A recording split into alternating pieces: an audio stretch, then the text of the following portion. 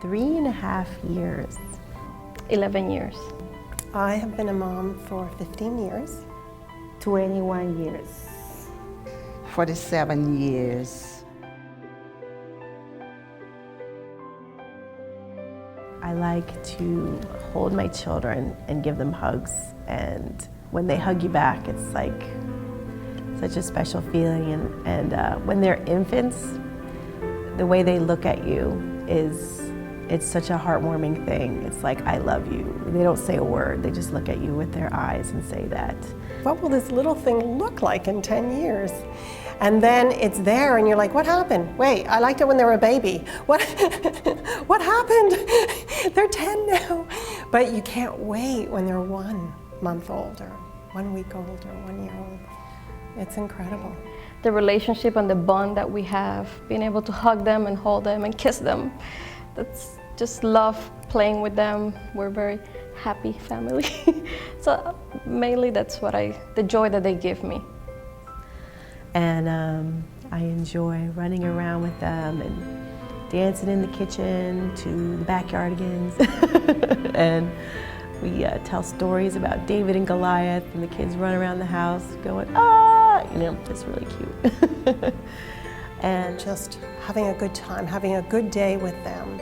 And then at night when you fall into bed, because they're so energetic, you fall into bed and you just feel an overwhelming, inexpressible joy.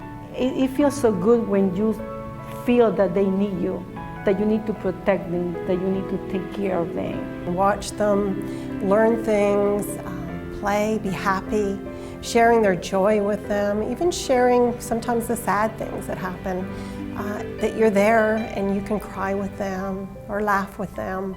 Watching my daughter be a 2-year-old, I said, this is the best years. And then she turned 3 and this is the best years. And then she turned 5, these are the best years. And it's like every stage of development, you can't think it gets any better, and then it does. God has blessed me to live this far, to see my kids grow up to be women. Because right now they're in college, and it's really been a very challenging for me lately, because when they're in college, they go by their own. It's something between them and God. Me as a mother, I'm not really in their life like before. I know that at some point they'll get it. I trust God. Just to be an example for them. To be an example, because kids learn as we do and not as we say. And just hope and pray that they will, continue to learn and one day become disciples, And I thank God that He has given me the opportunity to be able to have kids and I have grandkids, and to live to see my grandkids. My grandson is going to college, Leland Gill.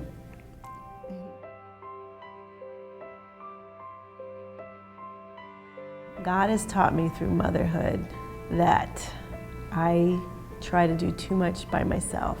So I'm supposed to cook and clean and take care of them and take care of me, take care of my husband. And God has taught me that I need to rely on Him more, to pray more when I feel, overwhelmed or frustrated or, afraid or whatever feeling I have, even thankful and joyful.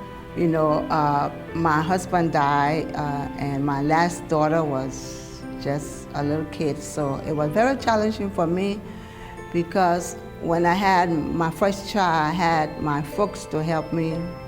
But after my husband died, being from Africa, I was here by myself.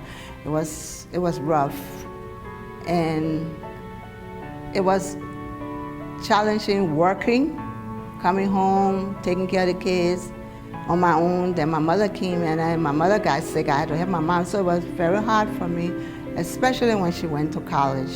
God has taught me humility.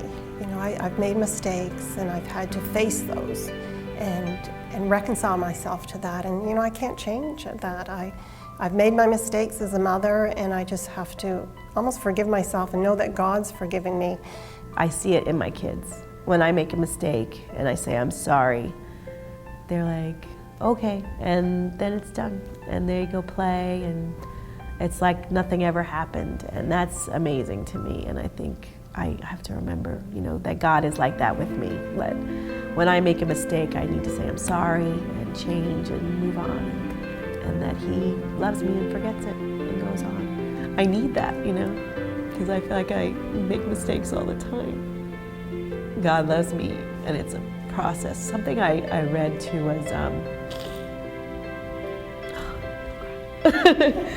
was that you know, everything is a process, and like a baby's not born talking and walking and writing and reading, and he learns it or she learns it and grows and they learn, and it's the same with us. It's a process. I don't have to be perfect the first time, you know, and God doesn't expect me to be perfect.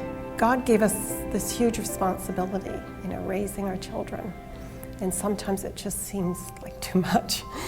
I don't think I can do it. But then you love them so much, you can't understand what true love is until you have children. God has taught me to love unconditionally. You see, when I first learned about the definition of love, according with God, it was totally different with the definition of love that I have in my worldly life. You know, when I learned in 1 Corinthians 13 that it's about love is patient, you know, love is kind, you know. And I said, wow, if I don't really have patience with my children, that means that I'm not really loving them. You know, God sacrificed so much, and you don't understand it until you're a mother, and you understand then all the sacrifice that goes into being a mom. You almost wish your children could understand that, so they could know how precious they are to you, because they are. Your children are so precious. They're like better than jewels. They just shine for you, and you can't stop looking at them. They're so beautiful. I feel like this is what I was meant to be as a mom. And I make mistakes, I'm not perfect, but I wouldn't trade it for the world.